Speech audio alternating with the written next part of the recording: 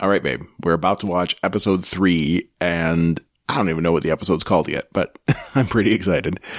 It's called episode 3. It's called episode 3. Yeah, I mean, any thoughts? I think it's going to be like a full-on, I think I said before, it's going to be a full-on civil war. I don't know if you would call it civil. This episode?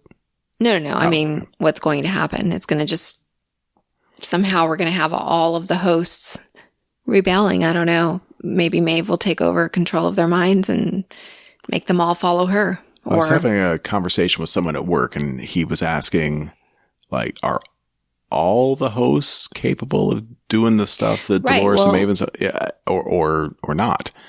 I think we talked about that because I thought maybe only the first 48 or 49 or whatever it was hosts that were left, because they're the only ones that had Arnold's influence. I think they're the ones that have the programming right now to achieve more or less sentience, as we would call it. But it seems pretty clear that the safety protocols for the whole park have been disabled. So I think if there was a civil war brewing, well, like the Confederados that they picked up last episode, right? So that little band of Confederados can probably kill humans. They just aren't clued into the real nature of what's going on, like Dolores and Maeve and maybe Teddy, Angela, like those guys are. I don't know if they can or not. Well, hopefully we'll see. Were they originals? The Confederados? Are they the OG? Well, no, I'm assuming the Confederados are not. I mean, then, okay, so I'm here. I think that this is why Maeve has she's got all the control. If they get Maeve in there, she can control every single one of the hosts. Sure, maybe Maeve can turn all of them, upload some of the maybe, although she went off on her own still. Yeah, but she's coming back because her daughter. Right. Well, yeah, she's still looking for her daughter. She's still in the same world. She's going to see all of this happening.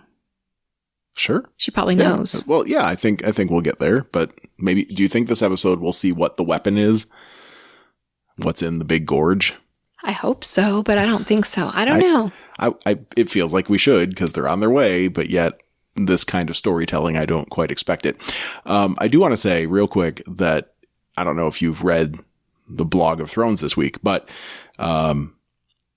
we did have another post, an episode 2 analysis by our new writer, Brenna. And she brought up a point that I'm kind of ashamed I didn't think of it, which we Go ahead.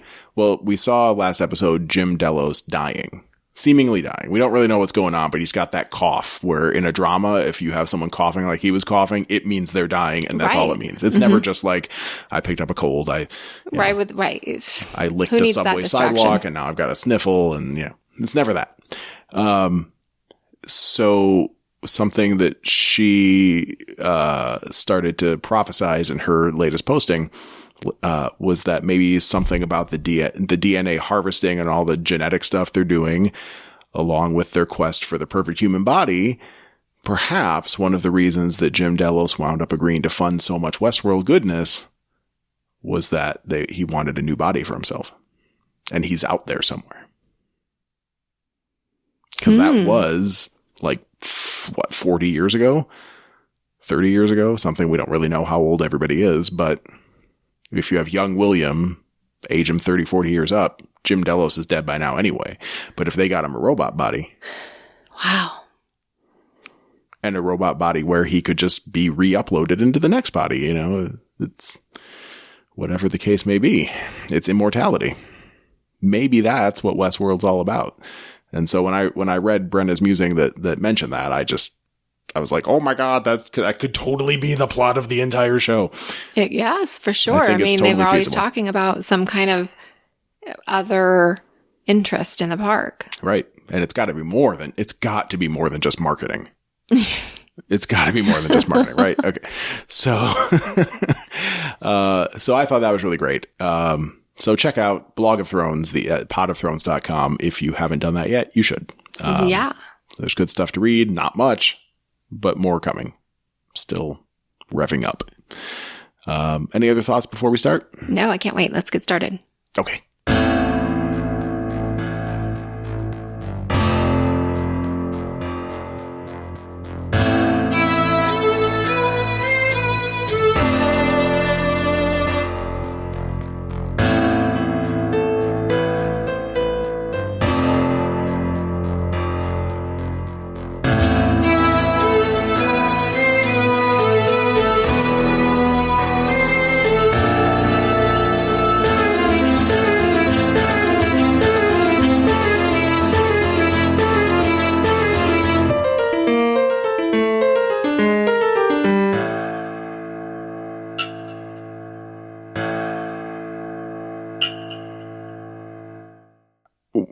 Well, we didn't find out what the super weapon is.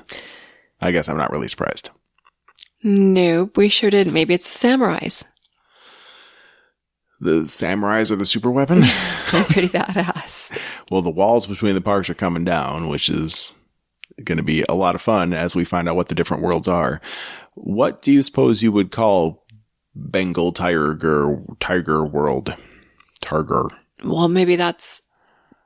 Is it like India world? Because India's already in the world. So... where do Bengal tigers usually come from? Well, I haven't taken the time to look that up, but I guess they must come from jungles in or around India. We should research that.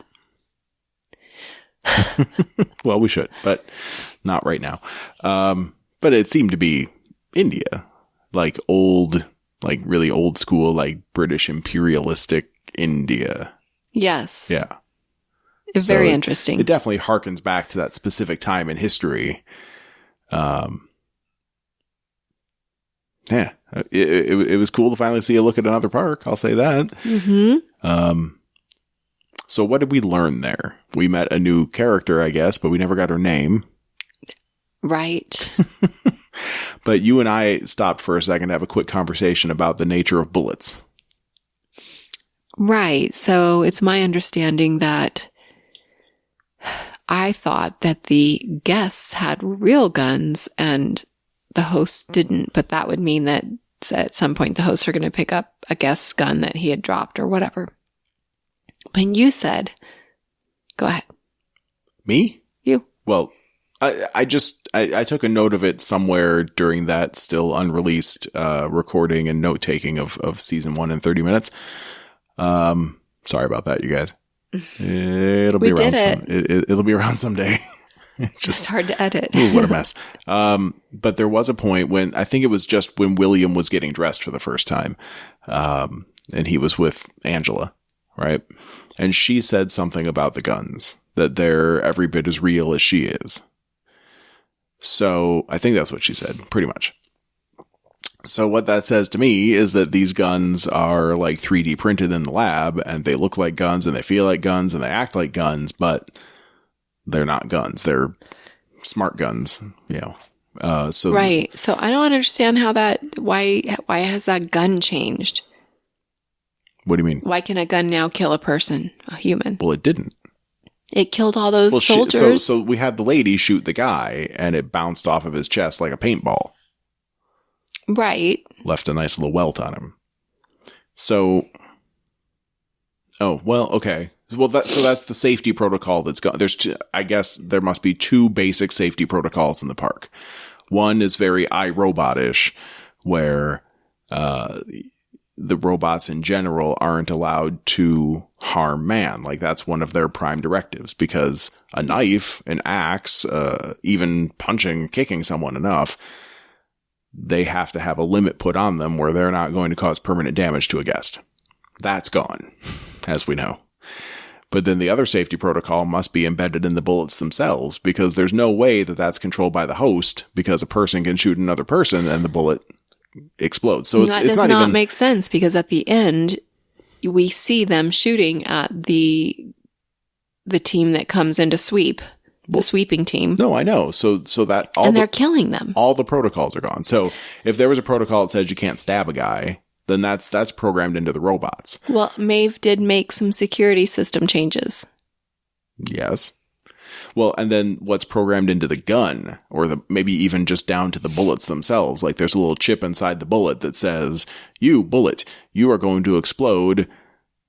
But it doesn't explode. It hits them because they get a big welt. Well, but if the bullet like blows itself up like inches away from the person's body, then, you know, there's some kind of impact, but it doesn't penetrate the skin. And it's probably a weaker than average bullet, or it fires at a lower velocity and then it explodes, but it's still enough to kill a person. So it would kill a host, as they're made of fleshy stuff and bloody stuff. Something like that. I'm sure maybe they'll explain it. I hope. They've got to have something written down somewhere that's like, here's how the guns work, because one day they may be called upon to explain. I hope so. I'm calling upon them right now. Well, maybe they'll do a panel at Hall H and we can get in line for a question, though good fucking luck. That's harder than getting into Hall H in the first place. Not if you're the same people every year. I know, it's only the same people. But that would be a great question, I suppose, in a very nerdy way of like, so how do the guns work, you guys? Because I bet someone's had to have thought it out. Yeah. Someone has notes on that. This is how they work. I'm sure there's like a, what do you call those people that watch things for finding holes and... QA, I don't know. Is that what it's called? All right. Quality QA. assurance. The quality assurance teams in the real world, yes, they will sniff out the bugs and the problems. Continuity checkers as well in the movie industry. Mm-hmm. Of course. Maybe it's explained somewhere and we missed it. In Westworld, the QA team is that army that was taking down the fort. Mm-hmm. that was what someone referred to them as at one point. So we don't know if this lady's going to be of any consequence, but we did get a demonstration about how the guns work when a person fires on a person. So that's cool. And then and that's what the safety wait a second. Maybe they had that little sexy thing like moments before the safety protocols went down. They were in a different world. Maybe the safety protocol didn't go down in their world. But then the next day or whatever, they were out on their little safari. We don't know how much time passed. But then when they were out on their little safari, then everything goes. Maybe. Yeah. And there's just no way that, like, if it's a human firing at a human, that the safety protocol would still be on. But if it's a host on a host, it would be off. I would find that very hard to believe. And if we're supposed to be saying that the stakes are real, then the stakes should be real. If that's what Ford wanted. Right? So, whatever. This guy dies, and as he was dying, the man that shot him down, the fine Indian gentleman that killed him, had the violent delights and violent ends line. Yes. So that spreads everywhere. And then a Bengal tiger attacks that lady after she gets away. And then it goes through this laser fence.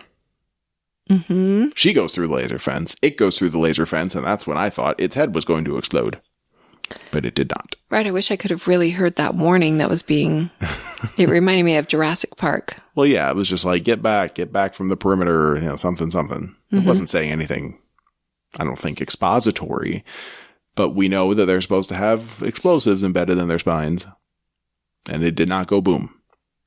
Well. And that allowed a Bengal tiger to travel from Park 1, or Park 6, where it was home, to Park 1, which is Westworld. Maybe there's 6 parks. And 6 and 1 are next to each other. I mean, they talked about this being on an island. Maybe it's a archipelago. Maybe it's a man-made archipelago somewhere on Earth. But I think it's Earth. There's a lot of parks. And everybody has gone to live somewhere else. And now this is like all of Earth is a park? Yeah. All of Earth is a park. That would be a cool revelation. I like that. I like that idea. All of Earth. Could be. You never know. Although maybe not, because it seemed like all of them were next to each other. Well, they could be traveling through those tubes really fast and... Maybe. I don't know. But yeah, so we saw the lady at the end of the episode, just to stick with her. The Bengal tiger's dead on the shore, which we saw previously, right? The guys discovered it. And so she was supposed to be there too, except... The bad guys took her. She was set upon by Ghost Nation. We don't actually know the Ghost Nation are bad guys, do we? No. I mean, maybe they seem very threatening and dangerous, but we don't actually know what their motives are. Well, no, they beat the shit out of Teddy, right? Was it that? It was them. Wasn't that the Wyatt cultists? They beat the shit out of Ashley. Oh, you're right. I don't think Ghost Nation attacked Teddy. Oh, I can't wait to see what they're all about. Yeah. Clearly, I hope we get to find out. Natives. Well, yeah, but they're still robots. Maybe maybe they're not robots at all. Maybe they were there before. Did you say robots? Yes, I did. We've been watching too much Goldbergs. Maybe the robots were there before. I mean, stop it. Maybe the natives were there before. Actually, they're maybe real people. That would be interesting, and it would explain why they don't respond to voice commands. I don't know. I guess it's possible. Anything's possible at this point, right? Yeah, we don't know what Ford has done. What Ford has done. Well, and that would be more like a, nature finds a way. Like these guys were out there and they traveled back in and they've taken on their roots, and who knows? Maybe they've been a lost tribe for 2 centuries. You could be right, babe. I don't have any idea anymore. Like Ford had built something else that we haven't seen yet. I mean, he was excavating a lot of the park for what? Well, his new narrative, when we don't know what that was going to be. Well, they unburied Escalante. Isn't this his new narrative? Yeah, I guess so. His new narrative is, you're all fucked. What was he building? We don't know. I don't know. We know he was uncovering Escalante, but they were doing a lot more excavation besides that. So yeah, I have no idea. Like didn't that whole like big hotel fancy plantation-y place that he met Teresa, didn't he destroy all of that in the process? I think so. Yeah. So that's a good question, babe. We don't really know what he did after that. No. Can't be just that. Idea. I mean, there can't be. We have to see it. I hope we do. It's got to be something. Or was it the beach scene? Well, I don't know, because that was like right next to Escalante. Somehow. The geography of this place, we need a map. A map would be really helpful. Or maybe make things worse. I don't know. So there were really only two major plot lines if we consider the fact that Charlotte's plot converged with Dolores' plot. So let's just talk real quick about the Maeve plot, because not a lot happened, but it does go hand in hand with the whole parks coming together thing, doesn't it? Yes. So let's see. We had Lee. He's all fucking scared because crazy shit's happening. He's dressed like Huckleberry. He's the one that said, what? He's dressed like Huckleberry Finn. Huckleberry. I thought you said Uncle Barry. I was like, who's that? But he's the one that said, because I wrote this down, that QA was coming and they're going to mount a huge assault and they need to get the fuck out of there. Yeah. So that's QA in that world. Not in my world. My world, QA is a couple nerds at a computer fucking writing down what bugs happen when they check software. Nothing against nerds. I am one too. So that's when they're outside. They run into the Ghost Nation. That's the first time we see them. And Maeve she freezes up. She's scared. She has her flashbacks. Mm-hmm. And Hector, who I think we always knew was part native, like he's half native, I think. That's the way, maybe. Is he? I think that's the way his character was supposed to be written, yeah. So he speaks does a the language. Parlay with them. And then Maeve tries her Jedi mind trick. And it really was as Jedi mind tricky as I've seen anything outside of Star Wars. Yep. It was like, will. This is not the Lee you're looking for. You will forget him. But that did not work. Nope. So maybe you are right. Maybe they're actually people. That would be hilarious. So they run. They run and run and run. They go into the underground elevator. Right. They go into the elevator. And there's a whole thing where like Maeve thinks that one of the Ghost Nation guys remembered her from his previous slaughterings of her and her family, her and her daughter. But yeah, they get back into the underground, and that's when Lee gets all pissed at them because Hector and Maeve are holding hands. Right. No. You're not supposed to hold hands. You guys are supposed to be alone. And he's supposed to love Isabella. We don't know who Isabella is, I don't think, do we? No. If we met her in season 1. This is our first time we've heard of his story. Well, yeah, and we only saw his motivations of getting the safe. I don't think we ever saw an Isabella. No. All we saw was Armistice, and he never seemed to want to fuck her. They were just buddies. Right. Yeah. So apparently he's supposed to be in love with Isabella. And he's all like, nah, fuck you, dude. But Lee still knows all the lines that he's saying to Maeve. So that it's kind of sad, huh? Yeah. But Hector goes on this thing about how he gave up Isabella when he realized that everything was a sham. So very sentient of him. Mm-hmm. Mm-hmm. And then Armistice shows up. Badass Armistice. She's so cool. And what was our first question? Where's her arm? How she got a new arm? Get an arm? Well, what has she been doing all this time? She had a flamethrower. That was awesome. And she had Felix and Sylvester. So that's probably part of how she got her arm. Oh, maybe. She's got a full-on robot arm now. Well, yeah, because those guys would know how to hook it up. That was fast, though, I think. I don't know how much time has passed. I have no idea. It seems like it could only possibly have been a couple days because there's still these, like, down and out, bedraggled guests in their formal wear and shit. Well, how is she, like, holding off an entire army of Catacombs. Security. The magic of catacombs. Remember when they went over that bridge and you saw that this place was like 200 levels into the earth? Yeah. I mean, it's like fucking the mines of Moria and fucking Balrog's going to come out of the bridge. No, seriously though. I mean, that place is so huge. If you get going in there and if you don't have a tracking device on you, which hopefully was disabled on her, you could run around there forever and just pick a few stragglers off from time to time. They have cameras. That's all I'm saying. That's true. Maybe Armistice shoots those out too. I don't know. That's too many cameras for one person to figure out. Like one security team even. I'm just saying. She can hide. So then now they got Felix, Sylvester, and Lee on the human side. Armistice, Hector, Maeve on the host side. They go back up top. They're in a chilly place that's not too far away from the homestead they're trying to get to. And Lee digs in the snow like a child. And weird. Gleefully finds a what I thought was a beheaded samurai in a helmet. And you weren't so sure. I had no idea what it was. I couldn't really see that well. The helmet had like little pointy things on it. So I think that was supposed to be a samurai helmet. And I'll then buy that. A samurai charges. So I guess that was another laser fence breach. Or they're in their territory. Well, Lee seemed pretty sure that they were in Westworld. He said they were in the Klondike narrative, which is definitely a Western kind of term. Well, how'd that guy get beheaded there? Well, I'm thinking maybe they're not all separated by water. No, Maybe. I mean, how did that samurai get beheaded?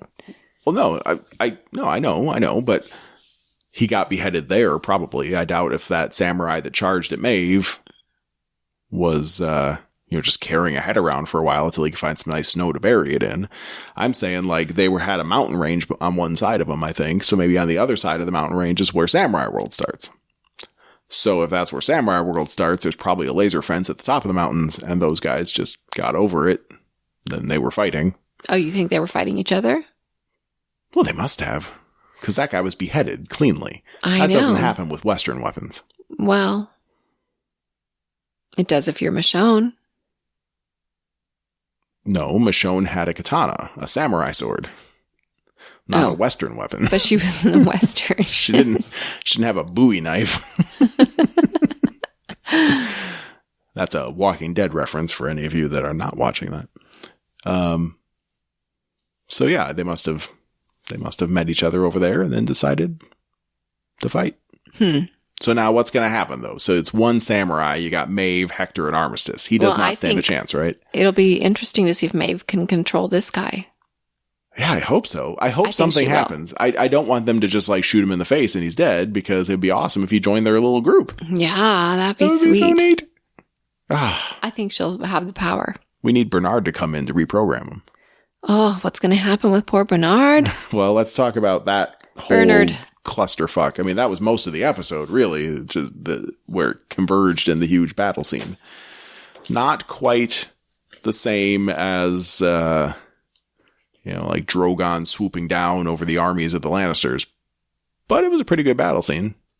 Lots of stuff was going on. But a very different style. Okay, so where did that all start? Let me just check my notes here. All right, so we had that Strand guy, not to be confused with Strand from Fear the Walking Dead.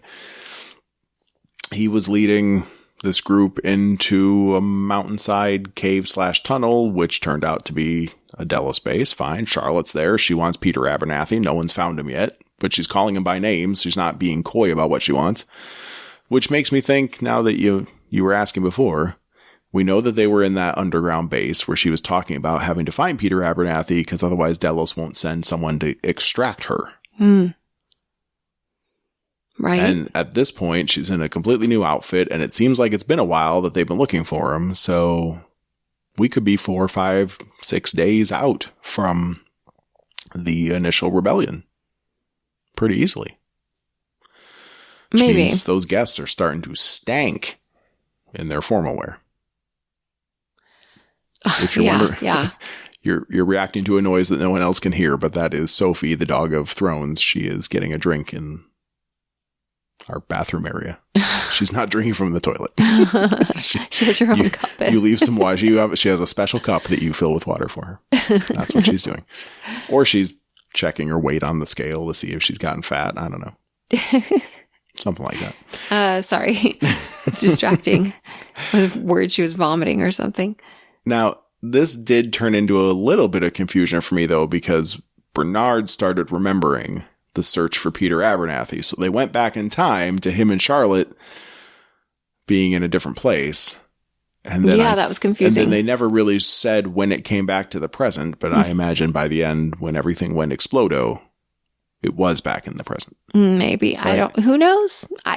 But we did get a new cool super character. Yay! Rebus. Yeah. AKA Simon from The Walking Dead. I liked that. Yeah, that was great. It's good to know that we'll have more Rebus because he was kind of a dope and would probably be pretty easy to take out if you needed to. And now he's the fastest gun in the West. And super nice. Super chivalrous. A little too nice, maybe. He's almost to a point of being scary. But that's great. I hope we get to see more of him through this season and beyond because I really like him. Yeah, so that was just a whole little side plot, but that was a flashback of Bernard and Charlotte, and they found Peter Abernathy, and they almost got away with him after reprogramming Rebus. But then Charlotte got away by herself, coward, and Bernard and Peter got captured by the Confederados. Yes. That's where all that went with his little flashback. So no, that still doesn't quite make sense, babe. Because he had the flashback in the tunnel with Charlotte. Holy fuck. No, babe, this doesn't make any sense. Charlotte was questioning Bernard, and Bernard has his little like bzz, bzz, bzz brain thing, and he flashes back. And then the whole rest of the episode happens. So if he got captured by the Confederados, and then all that battle-y stuff happened, how was he in the tunnel in the first place for Charlotte to question him? Fuck, I'm confused now. Anyone, please help me out here. Does anyone know? Do you even know what I'm talking about? Yes. Kind of. Because I feel like I'm being confusing, but I'm also really confused right now. It's okay. He was there in the base. And then that base sent out their attack force on Forlorn Hope. So Bernard was there and started remembering, and then he was gone. So unless all the stuff in that little base happened way after the Battle of Forlorn Hope. I guess it could have. Fuck. I want to rewatch the episode again. I'm sure the rest of you are confused too. Now, it can't just be us. Is William still alive? Old William? Yes. Are we in present time? We did. Are we in old William time or young William time? We are primarily in present time, but it's really hard to tell because there's some kind of deviation going on with Bernard's memory and wherever he's flashing or time traveling. Where's William? Well, we saw William sometime last episode, but he was just with Lawrence. It's just him and Lawrence, and they're heading towards William's greatest mistake, which... Wait, old William or young William? Old William. Old William and Lawrence, they are heading to William's quote-unquote greatest mistake, which, based on the flashbacks, would seem to be that gorge he was digging out, which would also seem to be the same place Dolores is probably heading. 80% of that's probably a misdirection. I don't know. It's just what it seems to be. But we didn't see him at all this episode. He's still alive, though. If you recall, he was trying to get Elazo's men, and they all killed themselves because he's supposed to be doing this alone. But it's okay if Lawrence comes with him because he needs someone to talk to because it's a TV show. Oh, all right. Let's move on. Remember all that? Yep. Okay.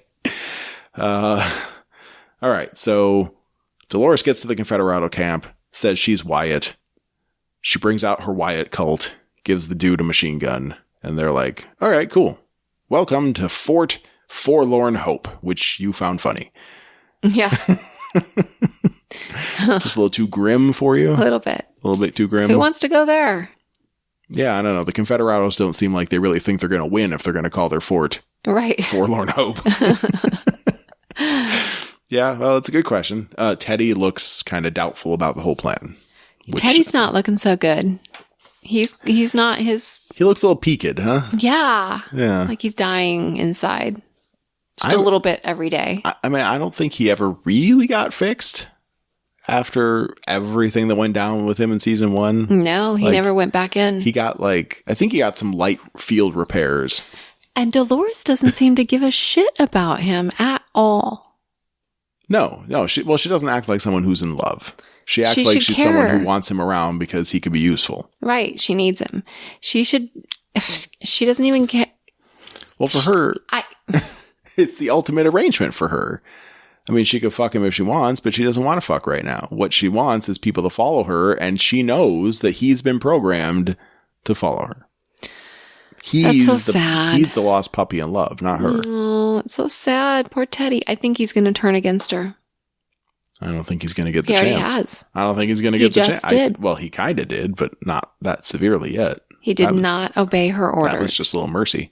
Yeah, I think she's going to take him out at some point. That does suck. But he'll come back. He's good at coming back. Hopefully. Who's going to make him? Good question. I guess I don't know the answer to that. Felix, maybe? This part can't be over forever. That's why they need Felix and Sylvester. Well, sure. Those guys can fix robots to the end of time. Well, no. They're real people, so they'll die someday. Well, for many, many years. Okay, so the Confederados bring the prisoners into Forlorn Hope, and that's where she sees her dad and Bernard. So it seems like we're back in the real time and not so much Bernard's memory of things, and yet those things have converged now. So that is confusing. God damn it. No, nothing's making sense in my head right now. But she recognizes her dad, saves him, lets Bernard go to jail, but then she tries to care for dad, and it's not working out that well.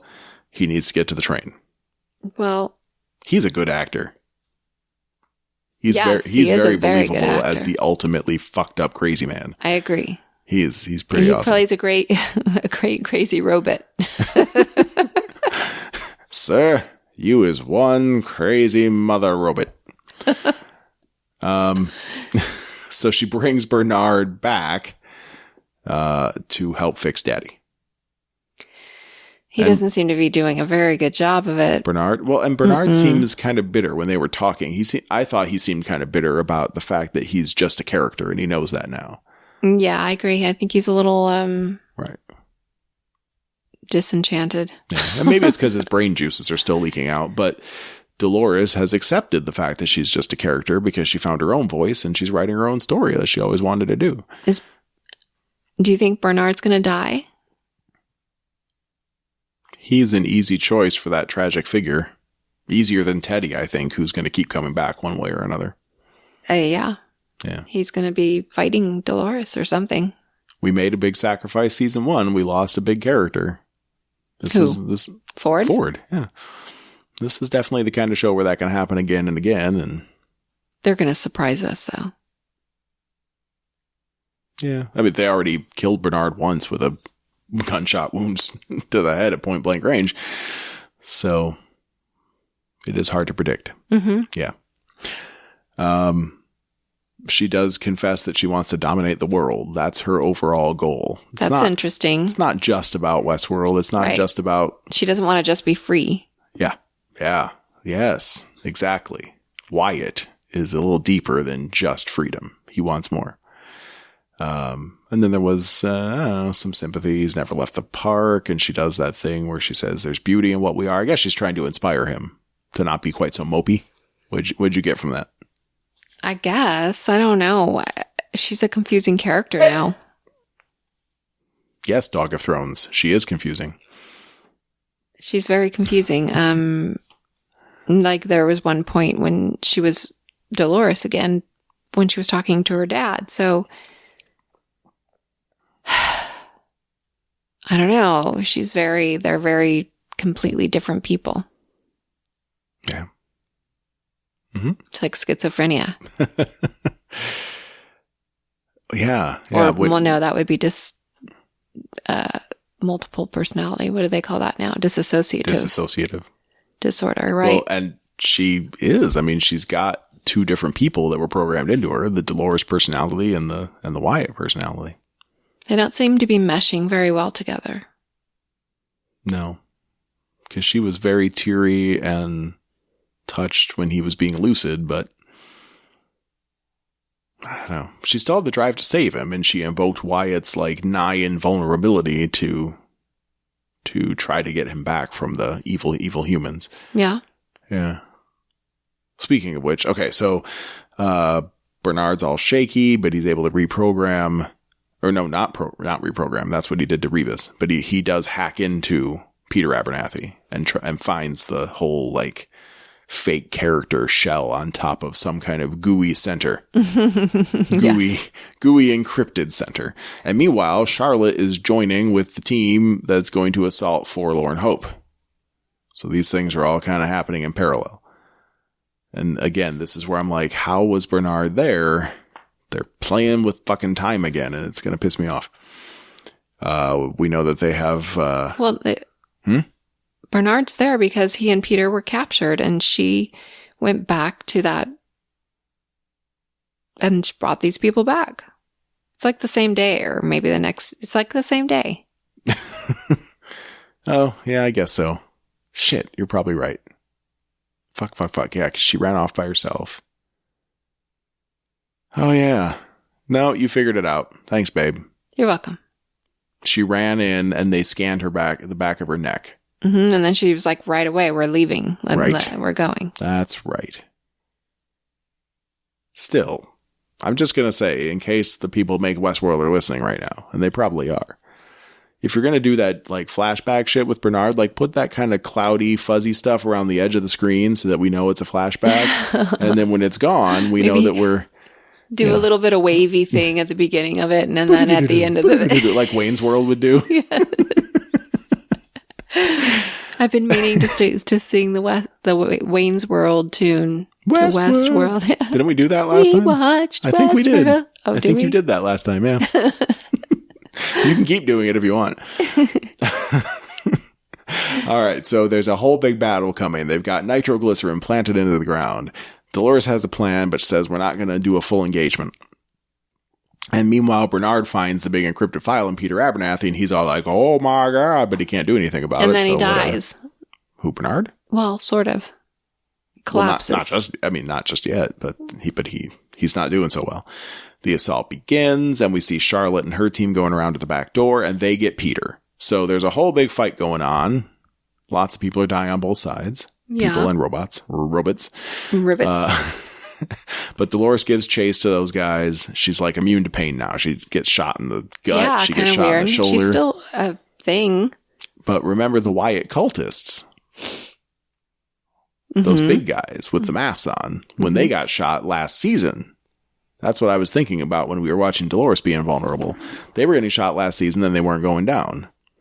So it's something programmed into the Wyatt cultist plot that must be making her immune to bullets. Oh, she's like the boss. Well, she is, yeah. She's the boss monster. She's the boss of the cultists. So when you get shot, it doesn't stop you. Isn't that convenient? That is it's good convenient. to be a robot. But she can still die, I would think. If you shot her in the face, maybe. Got to puncture that cerebral cortex. That must be it. Even the heart. I mean, you can't, if you shoot him in the heart, that would register something in the computer programming and make you shut down. But do they have a heart? Because when Logan cut her open, she was all gears and stuff. That was a much older model. That was last time, right? Oh, yeah. God, I keep forgetting. Like, remember there were the old models where like the whole face panel opens up too, but now they've got like fake brains on top of a gooey center. Like I keep saying. Yep. I remember. Well, because there was another host. Who was it? I don't remember now. That got hit on the back of the head. Well, that was what Bernard did. He did that to Rebus. He hit Rebus on the back of the head with a brick or a rock, and Rebus went down. That would not stop a robot, but he was programmed that if he gets hit in the spine with a certain velocity, that the programming he shuts down. So Dolores is just immune to that stuff now. I think their bodies can take only so much. Oh, of course. I mean, Dolores could be destroyed, but in terms of reacting to pain and bleeding out, she doesn't need blood. She's a robot. So... I think she does need blood.